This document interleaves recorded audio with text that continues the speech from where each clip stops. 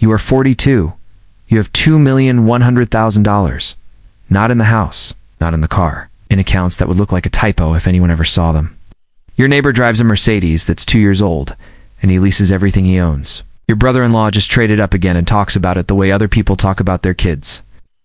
And you drive a 2014 Honda Accord with 168,000 miles and a dent on the rear door you stopped noticing in 2019. Nobody knows what you have. Not your neighbors. Not your brother-in-law. Not the car wash guy who always gives you the "are you sure" look. Not the woman at the HOA meeting who treats you like the help. Not even your own sister, who you've helped more times than she'll ever know. You are 42. You have $2.1 million. And the only person who believes you might be doing okay is you. Because you've spent 20 years learning the one thing almost nobody in your neighborhood ever will. That the whole point of money was never to be seen. This is your life driving a 10-year-old car with $2 million in the bank. You are 24. It's a Saturday morning. You're standing on a used lot in a part of town that doesn't make it into the brochures. Salesman's name is Rick. His shirt has a stain near the collar and he shakes your hand 1 full second too long. He walks you past the trucks, past the 2-door coupes with the low miles, clean title signs.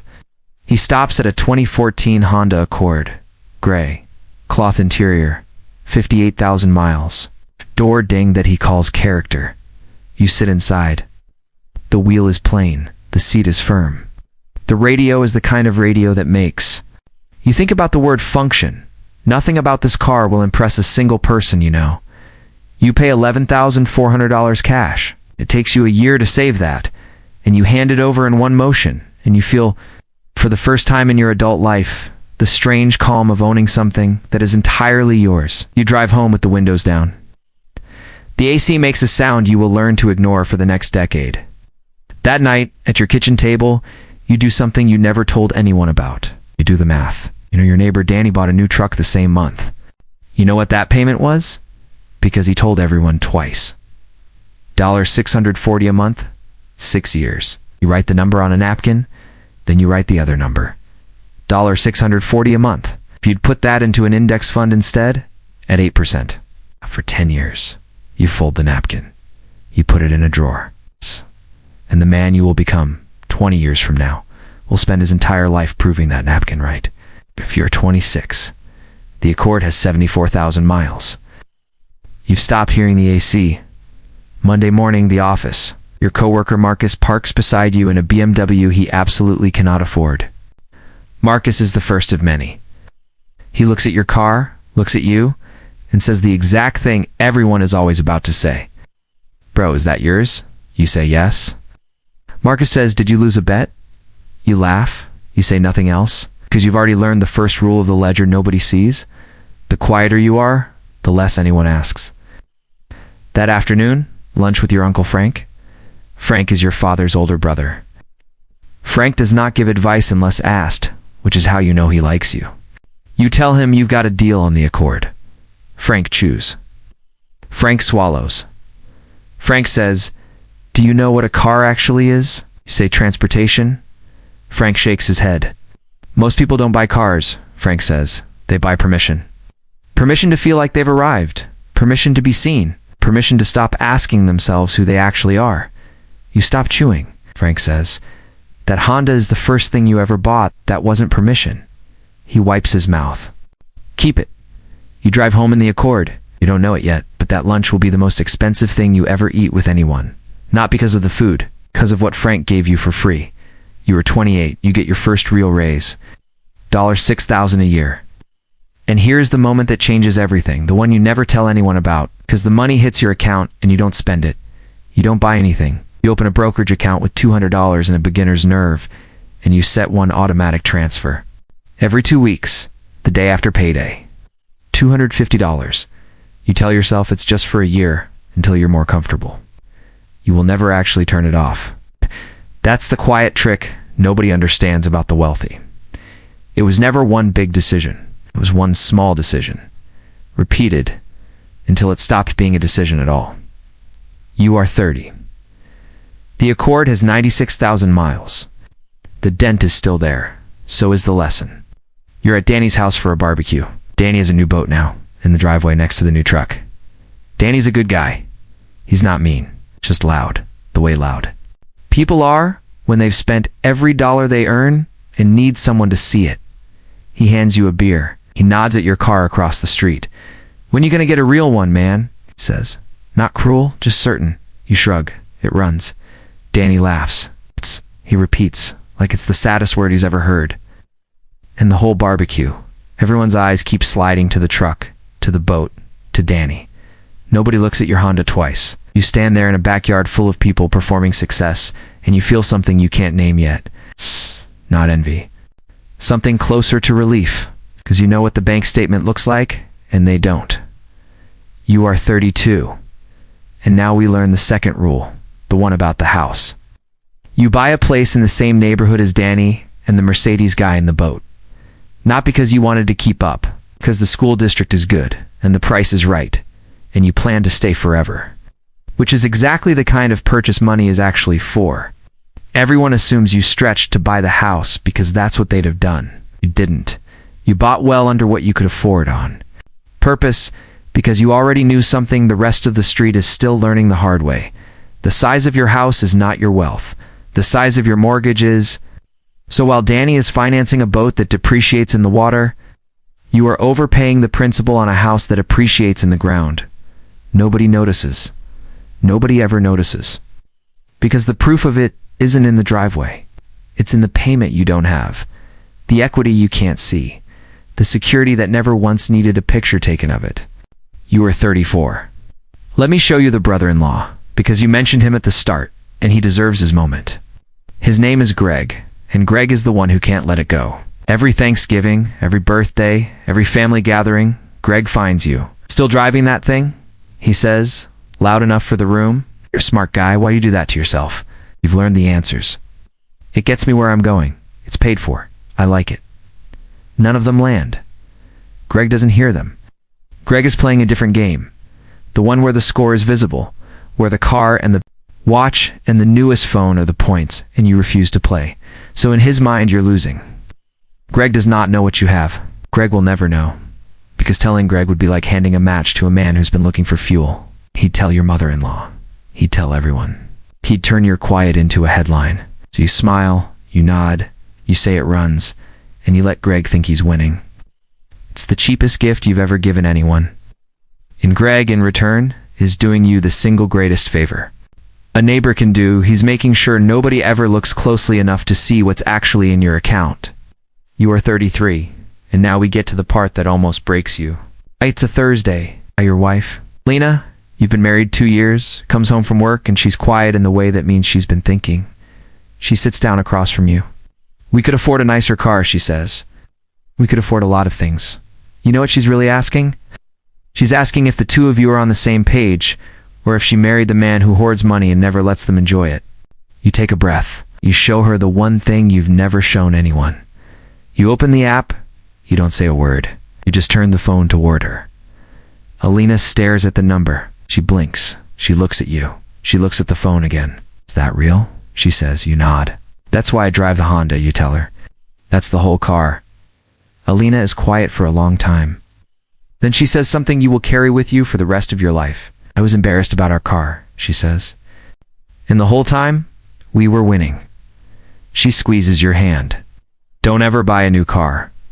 That's the moment the secret becomes a partnership. From then on, you're not hiding the money from each other. You're hiding it from everyone else.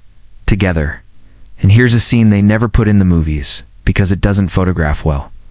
Age 34, the same year. You get a promotion, nothing dramatic, a level up, a title nobody outside the building cares about. And your colleague in the office 2 doors down, the one who drives the at least BMW and talks about it every chance he gets passed over. He quits 2 months later, angry, telling anyone who'll listen that you got lucky, that you kissed the right rings. You don't correct him. You let him believe he lost to a guy with an old Honda and bad luck. What you actually know, and what he will never know, is that you didn't want his promotion for the money, you wanted it for the retirement match and the security, which is the whole reason you took it. He wanted the title so it would show. He wanted the job so it would last. 2 men, same building, same opportunity. One spent it on the appearance. One spent it on the foundation. And a decade later, one of them will still be driving the same leased car he can't afford. The other will be worth more than the entire building they used to share. Or 35. The Accord has 121,000 miles. And you become fluent in the invisible language of money.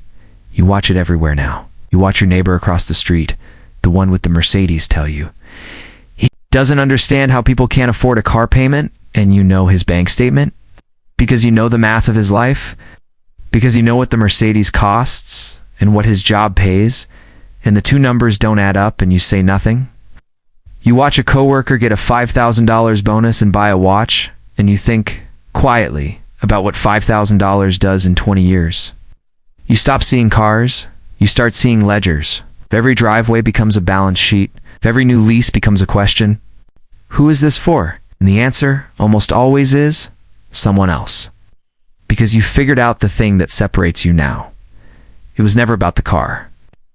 It was never about having the nicest thing in the cul-de-sac. It was about having the number that lets you sleep at night, and nobody else in this cul-de-sac has that number. They just have the car. You're 38. Now here's where the story pays you back, and it's not the way you expected. It's a Tuesday. Danny, your neighbor with the boat and the truck and the Mercedes and the barbecue, his wife knocks on your door.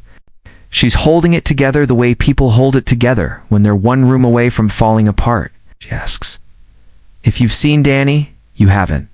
She says the truck got repossessed yesterday. She says the boat went last month, and she thought that was the bottom. She says she just found out the house is 3 payments behind, and she doesn't know how they got here, and she's sorry to ask, but she has no one else. You stand in your doorway, in your own driveway, next to your 10-year-old Honda, and you understand something with total clarity. Danny did not lose his truck. Danny lost his money years ago, one payment at a time. And the truck was just the last thing that made it look like he hadn't. You help his wife, quietly in cash, in a way she'll never have to repay and never quite understand why a man with an old Honda could. And you don't tell anyone, not even Alina.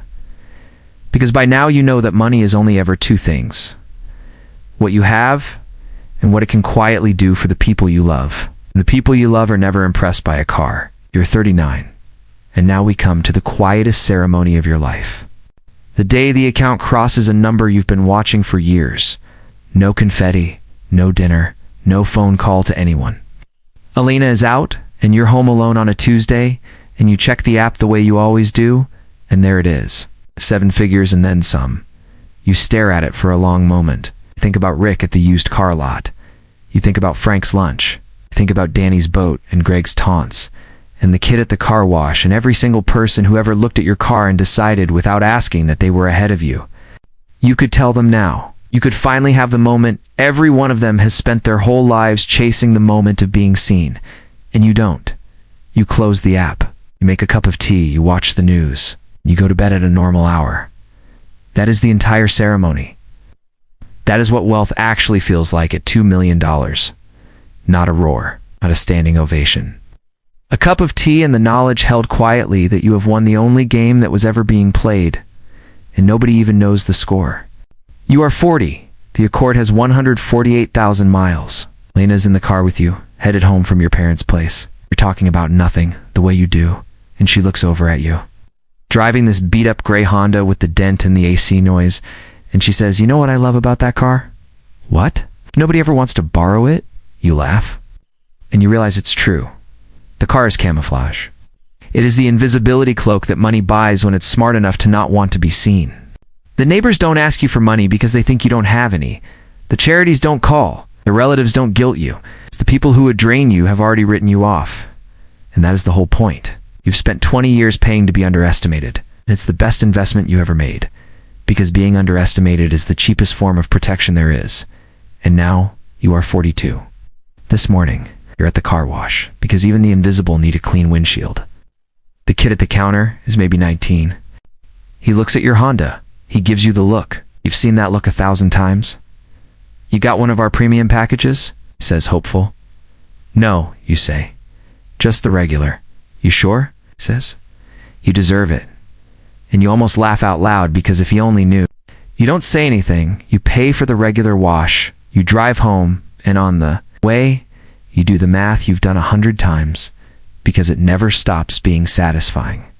$640 a month. The amount Danny spent on his truck, and then his next truck, and then his boat, and then his Mercedes. 20 years of payments, one after another.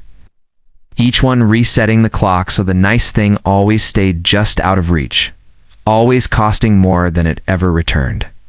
And next to that, your number. $250 every 2 weeks. Then more as you could afford it, automatic, boring, compounding. Decade after decade while nobody watched. The number in the account today is $2.1 million. And the car you drove to get it still has the dent. The AC still makes the sound, and it runs. It always ran. That was the whole point. It ran and kept running. And cost almost nothing. While everything around you that was shiny and loud and new slowly ate the people who owned it alive. So here's the part of this story that nobody warns you about. The part that's actually the whole point. People think the win is the moment you can afford the nice car. They're wrong. The win is the moment you stop needing anyone to know you can. The Mercedes isn't the prize. The Mercedes is the bill. It's the monthly subscription to being treated like you have money to lose, which means it's a monthly subscription to being priced higher, judged harder, asked for more, and trusted less. The guy with the nice car is the guy everyone expects to pay for dinner. He's the guy the landscaper quotes double. He's the guy the salesman smells from across the lot. He's the guy whose life has a target on it, and every month he pays to keep that target polished. You chose the other way. You chose the car that made you invisible, and you let that invisibility compound into something that actually matters. Not a car, not a watch, not a house in the right zip code. Something bigger than all of it. The freedom to not need them. The freedom to say no. The freedom to drive your sister to the hospital without checking your balance first. The freedom to watch your neighbor lose his truck and be able to help without it costing you anything you'd miss. That is what $2.1 million in a 10-year-old Honda actually buys. It buys the things that can't be seen, which are the only things worth having. You're 42. You pull into your driveway. The Honda's parked slightly crooked, the way it always is, because you've never once in your life straightened it, because it never mattered. Alina is on the porch. She waves. You wave back? Across the street, Danny's wife is getting the mail. She looks over at your car. She's never once, in all these years, looked at it with anything but pity. You know that? You've always known it. And tonight, for the first time, you feel a small, strange kindness toward her, because you know she's looking at your old car and measuring her own new one against it, and she will never know the thing you know, that she's looking at the wrong ledger.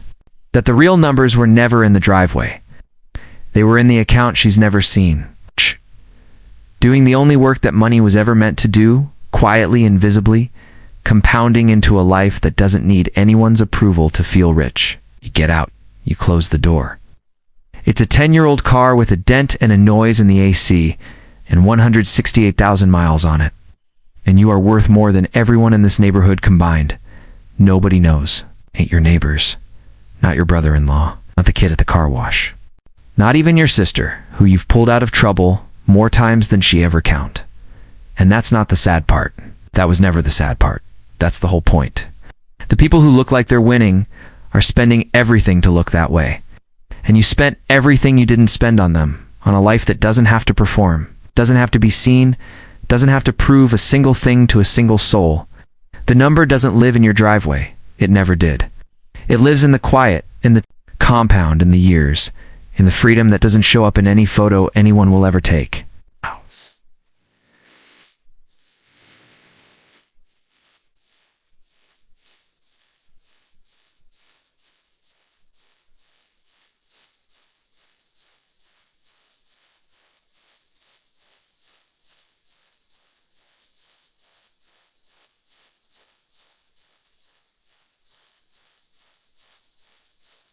So the next time you see a 10-year-old car with a dent, driven by someone who doesn't flinch when you walk past, don't assume you know what's in the bank, because you don't. And that the fact that you don't is exactly why it works.